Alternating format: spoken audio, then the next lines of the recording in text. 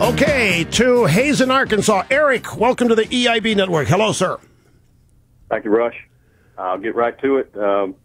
Just wanted to remind the audience that this is the same Attorney General that has refused to investigate the Black Panther Party in Philadelphia when they obstructed people's right to vote there. He didn't. He shut the investigation down, is what he did. In the face of the evidence, he just shut it down. We love you out here, Rush. Thank you very much. That Holder, we had J. Christian Adams, I think is the lawyer, who quit and said that throughout the Justice Department, the Holder regime says we're just not going to investigate minorities in this department. We're not going to do that.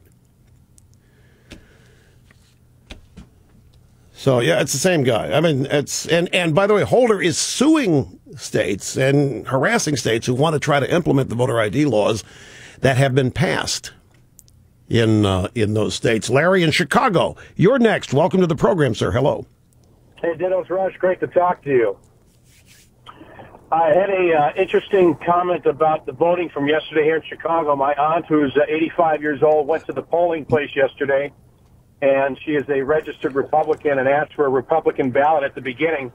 And the lady behind the desk handed her a ballot and says, "Here you go, young lady."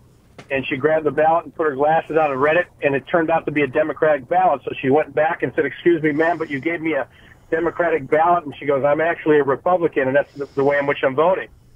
And the lady handed her another ballot. It turned out to be another Democratic ballot. She went back inside and says, "Ma'am, I am a registered Republican." So the lady went back and handed her what she thought was one Republican ballot, and it turned out to be two Republican ballots.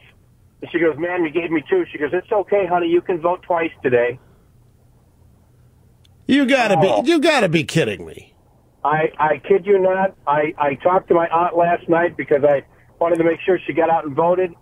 And she shared that story with me, and I says, "You're not kidding with me." She goes, "Nope." She goes, "That's exactly what happened."